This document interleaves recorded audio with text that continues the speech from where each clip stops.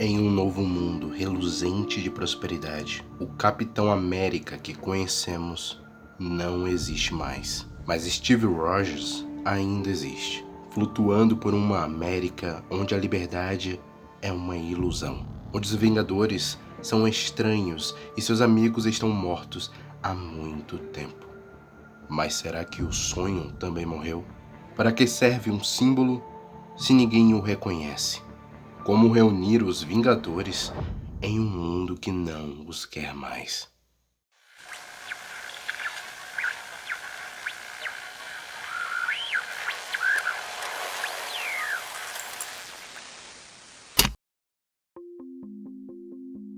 Nos últimos tempos, a Marvel Comics tem apostado bastante em histórias de universos alternativos, ou que pelo menos tragam formas de se contar história sem amarras com complexas cronologias. Ao mesmo tempo que é lançado o novo universo Ultimate de Jonathan Hickman e a sua minissérie Gods, essa que trabalha dentro do cânone as entidades primordiais da Marvel, Chip Zdarsky traz à tona uma perspectiva pessimista e sombria de um futuro onde a era dos heróis veio à ruína. Steve Rogers está velho, não mais o homem forte e resistente de antes, não mais o jovem soldado de antes, não mais o Capitão América. Ele está aposentado e talvez isso não o agrade tanto assim. Não, isso com certeza não o deixa nem um pouco satisfeito. Ele acorda e reflete sobre sua vida, sobre a vida que ele levou e até onde ele chegou.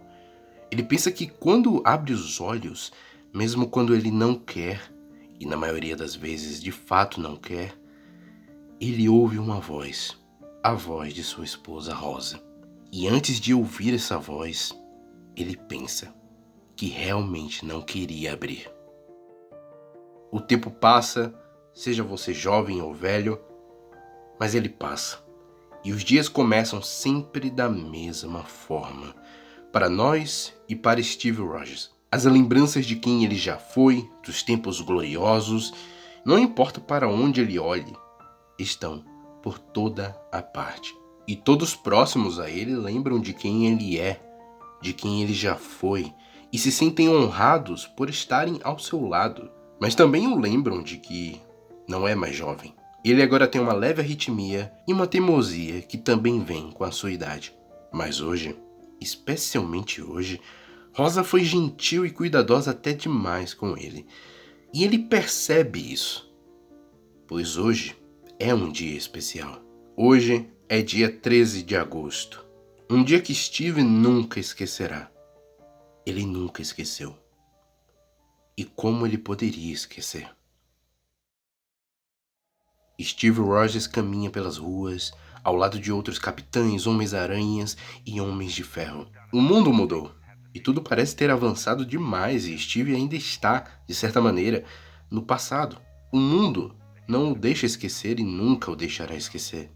Do passado, uma mulher o para e pergunta se ele é realmente o verdadeiro Capitão América. O primeiro e original. Mas diferente do que ele pensou, ela não quer uma foto com ele, nem autógrafos e cumprimentos. É um novo mundo. Um mundo estranho e Steve mente para si dizendo que sua mente não é o que costumava ser. Mas ele não é o único. Um outro homem também o para.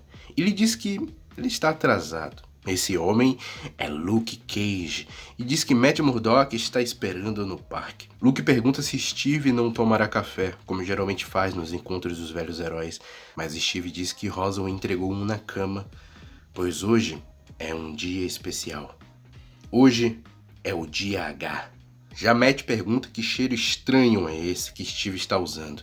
Não é o cheiro de perfume de velho que ele sempre usou, até mesmo quando ele era jovem. Talvez, de certa maneira, Steve esteja tentando mudar algo nesse dia, afastar um pouco a sensação de mesmice e repetição que esse bendito dia lhe faz sentir.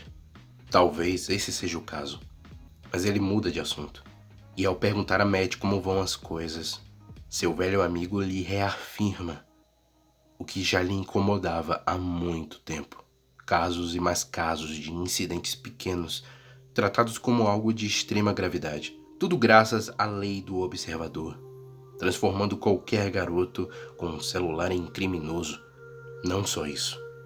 O maldito toque de recolher relembra a todos de uma ameaça antiga que talvez nem exista mais. Afinal, a Hydra foi derrotada, não? Há um pulso em todos os heróis nessa história. Um pulso que os fazem querer fazer algo. O tempo inteiro, independente da situação. Steve diz que Matt é um homem bom e que está feliz que ele decidiu reabrir seu consultório jurídico. Mas Matt responde com uma indireta. Ele diz que alguém precisa fazer alguma coisa. Como se ele sentisse obrigado a sempre ajudar, a sempre fazer a diferença. Algo que Steve parece não fazer mais. Mas Steve o relembra que tentou se candidatar a um cargo político, mas ele apenas ouviu um grande repúdio da população, um grande não, um lembrete de que ele é apenas um velho soldado aposentado, recordando de dias passados que não voltarão mais. Luke Cage, seu humor afiado, cutuca Steve Rogers, dizendo que deve ser muito triste ser ele, afinal, ele possui uma bela esposa, uma casa aconchegante e uma bandeira balançando o dia todo diante de seus olhos, mas Steve o corta de imediato, o relembrando que não há mais soro de super soldado em seu corpo. Apenas um velho homem e seus trabalhos voluntários. Afinal, o que Luke anda fazendo para ajudar? É o que Steve pergunta, e Luke responde que tem seus negócios. É apenas um ex-prefeito, mas... E Steve? Steve é um símbolo em um mundo onde não apenas esses mesmos símbolos andam sendo esmagados e contorcidos, mas também os direitos civis e a liberdade de todas as pessoas à sua volta. Nesse mundo, símbolos ainda importam. Símbolos ainda podem fazer a diferença. E a voz de Steve significa algo contra tudo isso. Não para Steve. Afinal, pessoas voltaram contra isso repetidas vezes, não? As pessoas se colocaram de certa maneira nessa realidade em que vivem. Ele tentou uma vez no passado, mas o rejeitaram. Ninguém quer ouvir o que ele tem a dizer. Não importa o que querem. Eles precisam, diz Matt. E ele está cansado. Está cansado desses desgraçados. Ele está cansado desses olhos que espreitam. Tempo depois, Steve cozinha para Rosa. Ele pensa que é o mínimo que pode fazer, afinal, ela é a única que trabalha. E de certa maneira, isso o incomoda. Quando ela pergunta como foi o encontro e se eles ainda lutam a boa luta, ele diz que sim, tirando a parte que eles tentaram o fazer sentir culpado por não fazer o suficiente. Mas já não foi o suficiente. Talvez eles não lembram que Steve deu sua vida por esse país. Desde muito antes de ser descongelado, até muito depois ao lado de tantos heróis. Rosa o lembra que, de certa maneira, Steve ainda faz um bom trabalho, como pessoa. Mas talvez não seja na pessoa que eles estejam interessados. Talvez seja sobre o Capitão América e o que ele pode fazer, que eles realmente se interessem. Mas Rosa discorda e repudia a ideia. Enquanto serve a comida, um anúncio de um documentário passa na televisão. Uma das peças de manipulação desse novo mundo. Johann Schmidt foi pintado como o braço direito de Hitler, mas isso parece não ser verdade, pois novas evidências mostram Schmidt contra Hitler e trabalhando para derrubá-lo, sacrificando seu próprio rosto, sua família e sua reputação durante décadas. A história está sendo recontada, manipulada e deturpada por aqueles que controlam as cordas dessa nova sociedade. Schmidt só tentou derrubar Hitler para assumir o comando dos nazistas. Ele era capaz de tudo para isso. E Steve relembra como se fosse ontem, revoltado e fora de si. Rosa o alerta para que não caia nessa tentativa de criar uma falsa controvérsia para o documentário. Mas Steve não vê dessa forma. Há muito mais por trás disso. Mas ninguém liga para a verdade. Ninguém. Ninguém se importa mais. Em uma cena de crime em algum lugar, novos Vingadores são entrevistados e se vangloriam estufando o peito enquanto carregam a farsa da imitação que praticam com o legado dos antigos heróis. Enquanto isso, um jovem ouve que ele receberia mais elogios caso ele colocasse de fato a armadura e fosse para o campo de batalha, sendo o Homem de Ferro. Ele apenas ignora e pede um café, mas o homem diz que não é seu mordomo. Esse era o seu irmão, Jarvis. Esse homem é Kyle Jarvis, e o jovem é James, o filho de Tony Stark e Janet Van Dyne, o Homem de Ferro e a Vespa. Kyle repreende James. Está cansado de limpar sua bagunça e ele acaba de receber uma mensagem do presidente. A Lativéria é uma ameaça e as hostilidades aumentaram na fronteira húngara. E novas e melhores armaduras de soldados são necessárias para combatê-las. Mas isso já foi feito, mas não é a única coisa que James precisa saber. Há outras coisas mais importantes para se preocupar, pois ele precisa falar com um velho amigo. Em um programa de TV, Steve Rogers senta frente a frente com James Stark, e é como encarar um fantasma do passado. Ele está lá para se impor à exibição do documentário sobre o Caveira Vermelha, e é interrompido e ridicularizado por James. O garoto possui os trejeitos de Tony e a fibra de Janet, mas não é nada parecido com eles mesmo assim. Para James, a revolta de Steve é uma simples amostra da antiquada forma de tentar censurar a liberdade de expressão. Para Steve, o seu legado está em perigo. E não apenas o seu, de todas as pessoas que se sacrificaram para impedir o Caveira Vermelha e foram mortos por ele. É uma mancha na história dos heróis que não pode ser permitida. Mas para James, não há heróis deixando de serem admirados. E não há o que se alarmar. Apenas lembrar. Lembrar que os antigos heróis pintaram o mundo de maneira simplista, preto e branco, heróis e vilões. E então trouxeram o dia H, um dia heróico sobre uma tragédia nacional. E então, qual é a mancha na história afinal? Aquele foi o dia de acerto de contas. Steve se recusa a lembrar. Ele se nega a ver as imagens que passam no telão. Imagens do dia em que tudo mudou e tudo acabou. O dia em que centenas de heróis foram mortos em Boston. O dia em que o mundo acordou. James levanta mais questionamentos. Não há linha entre heróis e vilões pela mídia, não. Não há uma diferenciação sobre quem realmente foi responsável, não é mesmo? O dia H louva os heróis, mas a maior contagem de mortos cai sobre o Dr. Bruce Banner, o Hulk, um membro fundador dos Vingadores originais. Mas não foi tudo culpa de Ultron? Não foi ele que, de alguma maneira, aprimorou os vilões e tomou o controle da mente de Banner? É o que Steve diz. Mas Ultron foi criado por outro membro fundador dos Vingadores, não.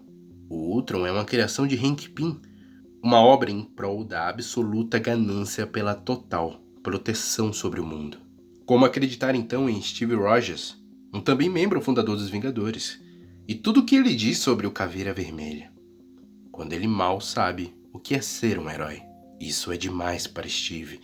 Ele se levanta, ele se revolta. James sabe bem o que é ser um herói, mas está manchando o legado de seus pais. Algo que ele não irá deixar continuar apenas por audiência. Steve se deixou atingir. O jovem se parece muito com sua mãe e seu pai. Ambos adoravam criar brigas por conta das maneiras antiquadas dele. Um jovem, protegido em um castelo no céu e conduzido para a pior direção pelo irmão mais novo de Jarvis. E ele se lembra. As memórias voltam. As memórias daquele maldito dia. Eles deveriam ter sido mais inteligentes, mas falharam. Sem soro, sem sua força, ele tenta se acalmar, mas seu coração não é mais como antes. As lembranças daquele dia que trazem os momentos que antecederam a catástrofe revelam mais sobre o que aconteceu. A identidade dos heróis foram divulgadas ao público, seus entes queridos raptados. Mas quem é o responsável por tudo isso? Eles ainda não sabiam, e ao chegar ao campo de batalha, O que eles encontram é apenas destruição. Como se uma bomba tivesse sido explodida naquele lugar. Mas havia alguém. No meio de todos aqueles escombros, o capitão se aproxima e se depara com o Homem-Aranha, perfurado no peito por um destroço. Entre uma piada e gemidos de dor, ele diz que salvou sua tia e que seu nome é May Parker. Ele pede para que Cap prometa que vai mantê-la a salvo, que vai manter sua identidade a salvo. Uma promessa vazia é feita pelo capitão, pois nada ficará bem de fato, mas é tudo o que ele consegue dizer, enquanto o Homem-Aranha se vai. Ele era o Homem-Aranha. E era o melhor dos heróis. Em meio a um colapso, Steve tenta se acalmar, mas é abordado por policiais. Já está na hora do toque de recolher, e eles ordenam que ele vá para casa, a não ser que ele queira aprender uma lição.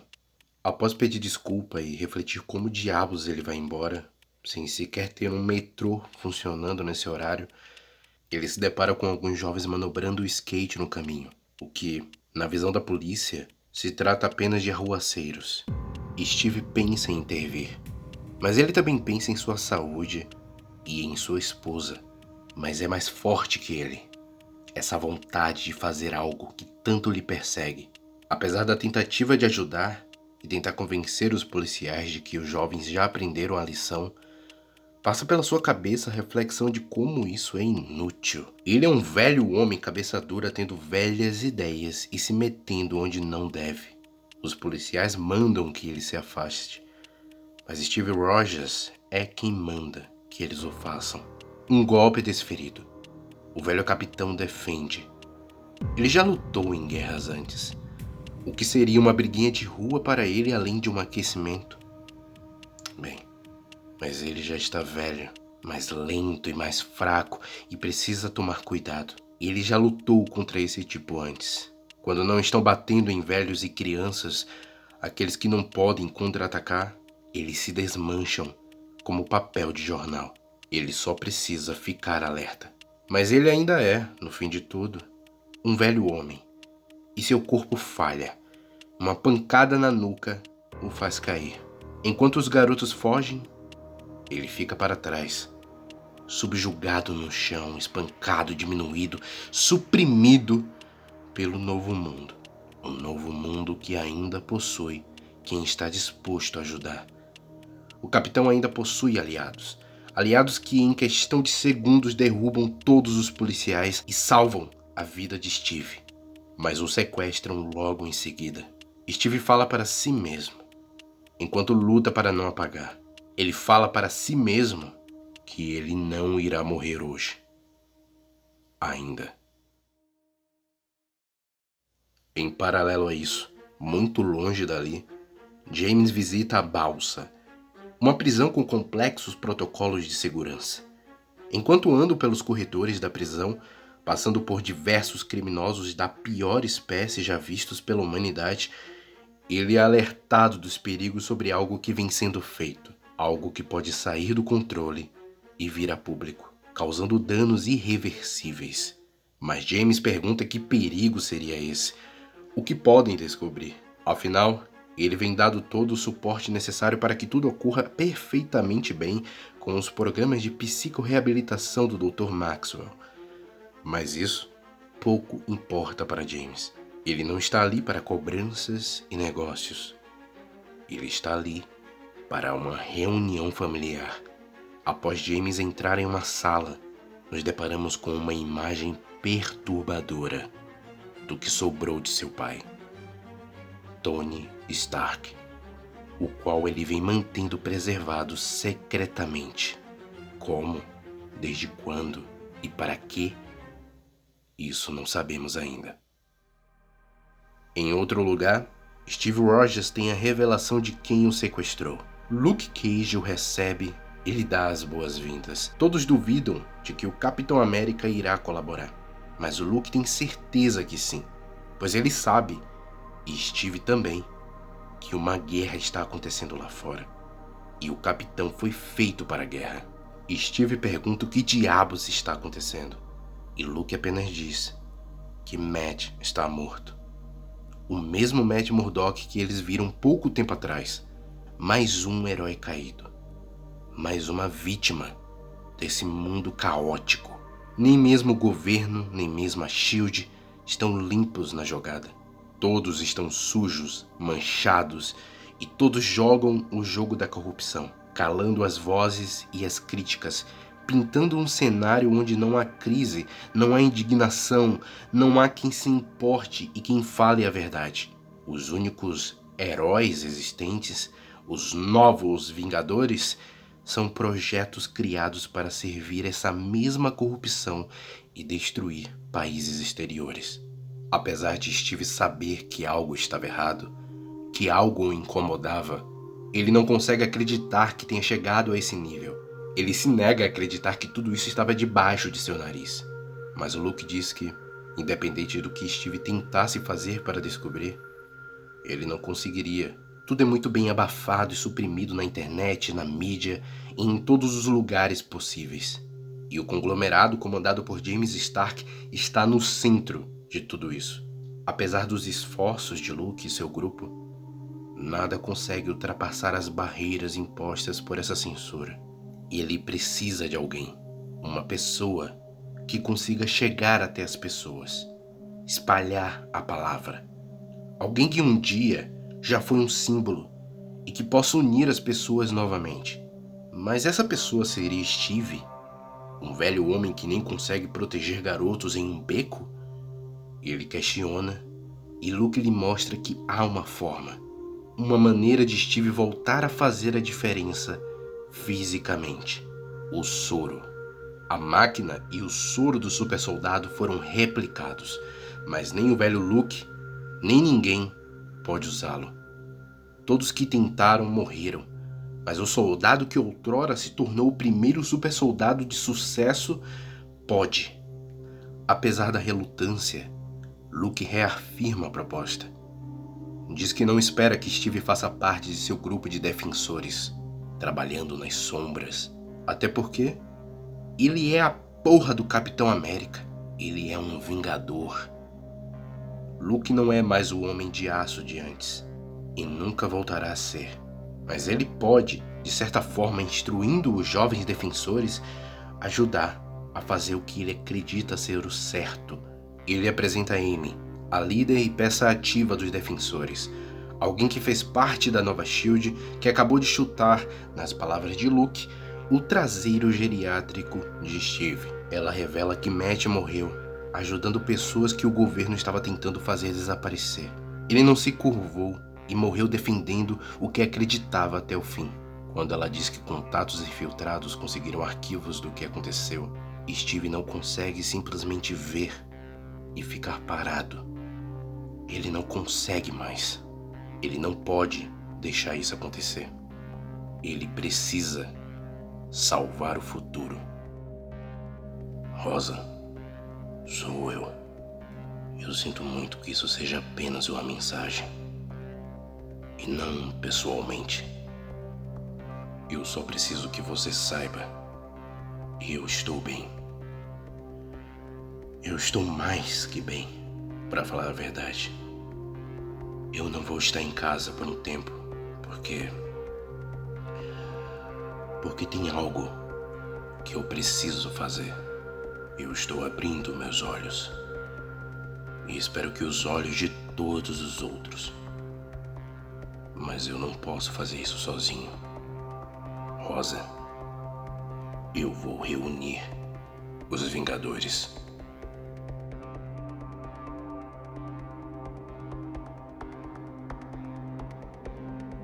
A tirania continua. O medo e o cerceamento da liberdade prevalece. E nem mesmo os moradores de rua podem existir nessa torpe noção de ordem.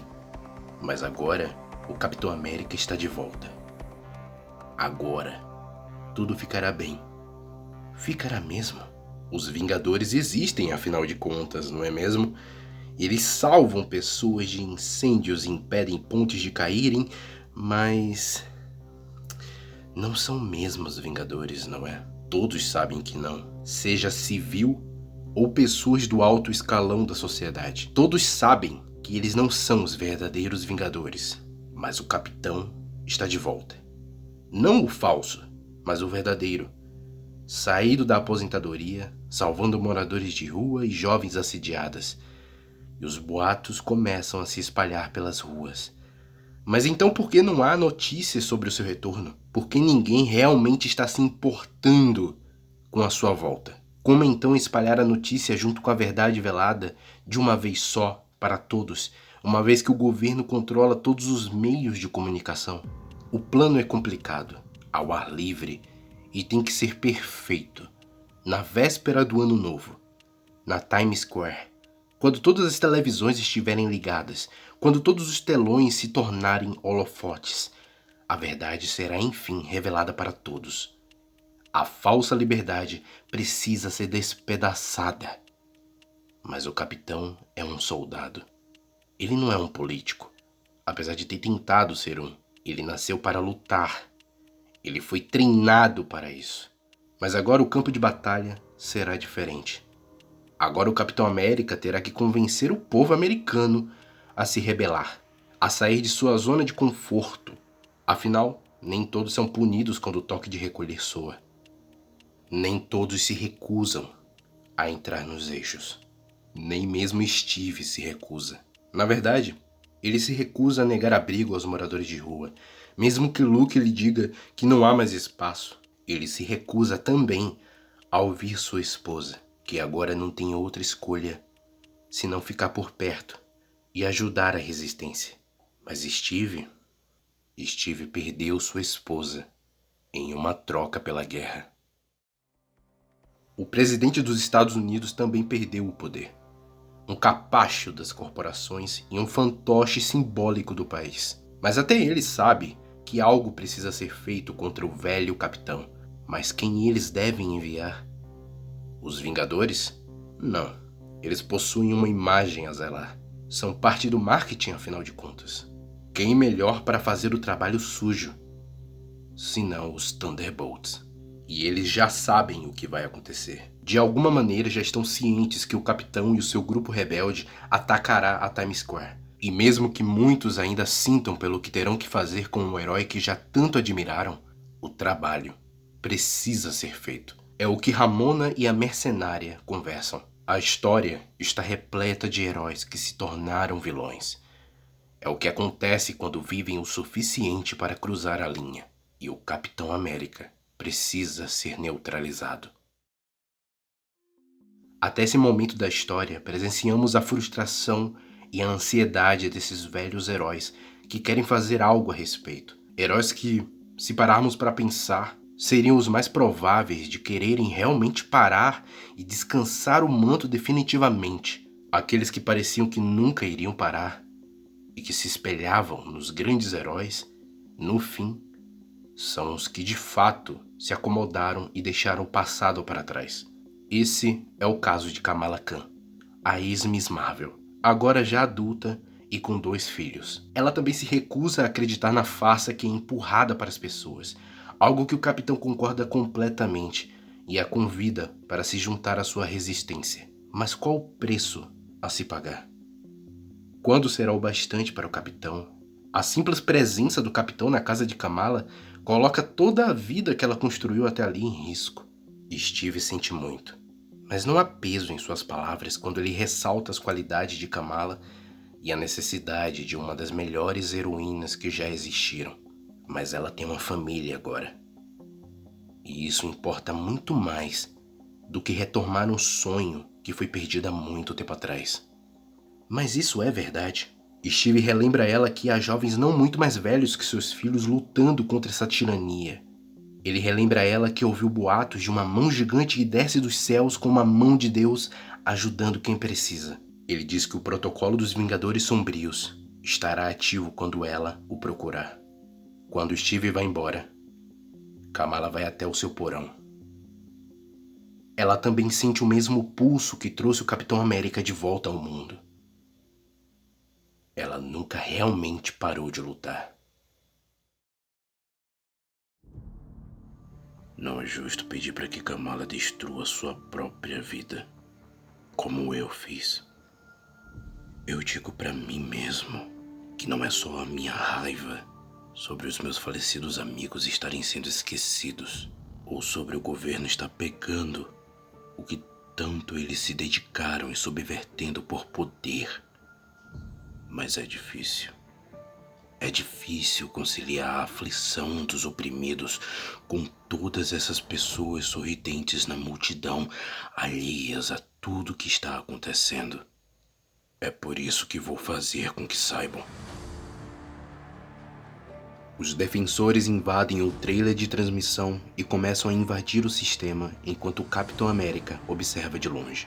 Não demora muito para os guardas intervirem e os Thunderbolts darem as caras, forçando o capitão a descer e lutar, algo que ele não esperava fazer. Apesar do soro do supersoldado correndo em suas veias novamente, ele percebe que seu corpo não é mais como era antes. Seu joelho dói, as pancadas ainda machucam e os soldados são resistentes, mas não o suficiente. Quando o interruptor da transmissão cai nas mãos do capitão, um dos Thunderbolts ordena que ele solte, e ao negar, um tiro é disparado, atingindo uma civil no meio da multidão, o que faz o capitão arder em fúria. Há dezenas de inocentes, e ele faz questão de relembrar cada um dos soldados o erro que cometeram. Mas o capitão está na mira de um atirador em um prédio mais alto, e quando ele finalmente consegue pegar o interruptor, ele é destruído.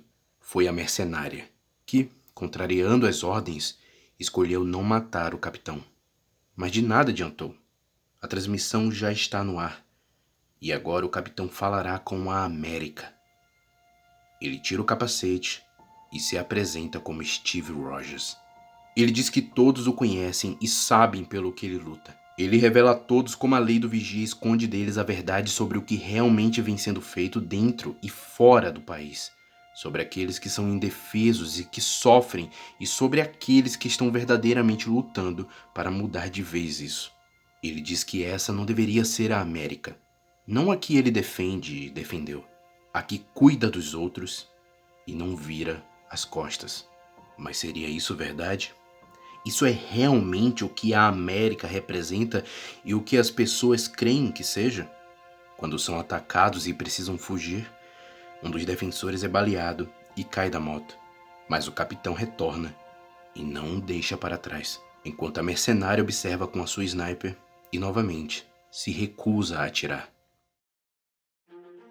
Logo é revelado que a cabeça de Tony Stark e o seu conhecimento ajudou na construção de diversas novas armaduras, o que leva Jarvis a uma nova estratégia. James deve tomar coragem e se tornar definitivamente o Homem de Ferro como uma forma de se impor a Steve Rogers. Em seguida, alguém lhe diz que ele está perdendo o controle, mas há algo que ele aprendeu em todos esses anos depois do DH: paciência. Algo que seu aliado não teve e se deixou ser derrotado. Mas como uma máquina, não teria paciência. Quando buscava por sobreviventes nos destroços do DH, o Caveira Vermelha encontrou a cabeça de Ultron e nos é revelado quem Jarvis realmente é. Para Ultron, o tempo passa de maneira mais torturante do que um humano possa imaginar. Cada segundo é uma eternidade. E o que ele quer e exige de Caveira Vermelha é a sua liberdade e a cabeça de Tony Stark, para assim tomar o controle de vez de toda a Terra. Enquanto isso, na base dos defensores, as coisas parecem não terem surtido o efeito esperado. Ninguém demonstrou apoio ao alerta do capitão e todos parecem estar ainda mais contra os defensores, seja nas ruas ou nas redes sociais. Isso é algo que abala Steve. Afinal, ele colocou tudo em jogo para estar ali e encarar essa batalha. Pensou que, se contasse a todos o que realmente estava acontecendo, as pessoas iriam se juntar a ele e lutar. Ele pensou que a liberdade das pessoas significava algo para elas, que a bandeira que ele carregava significava algo, que elas se importavam. Mas o Luke Cage não se importa. Ele não se importa com todo o choramingo do capitão e todo esse discurso sobre o sonho americano, pois eles não fazem o que fazem para serem amados, e sim, pois é o certo a se fazer. E alguém precisa fazer. Impedir pessoas mais de fazerem coisas mais é o que importa de verdade para um herói. E ter o apoio das pessoas facilitaria o trabalho, mas não o torna em vão. E eles farão mesmo assim. Essa é uma história que coloca em xeque todos os pilares dos super-heróis, até onde eles iriam para defender algo que parece já estar perdido, e o que fariam quando percebessem que ninguém realmente os quer de volta. Não se trata apenas da bandeira ou de um ideal a se proteger, mas de uma força que move todas essas pessoas a quererem fazer algo quando ninguém se importa mais. E se importar é um tema recorrente, pois para nos importarmos com algo, precisamos lembrá-lo, e às vezes lembrar, para muitos, não significa mais nada quando muito tempo já se passou. Não é fácil para o Capitão América se lembrar. Não é fácil para ele se importar o bastante para abdicar tudo que tem, como uma vida confortável e uma esposa amorosa, para no fim voltar a lutar uma guerra que nem todos realmente se importam. Mas o futuro ainda existirá, não é? E eles precisam salvá-lo. E acima de tudo, eles precisam de ajuda para isso. De outros heróis, de outros rebeldes que se importam, ou de velhos amigos, como o homem mais inteligente que já existiu, Tony Stark.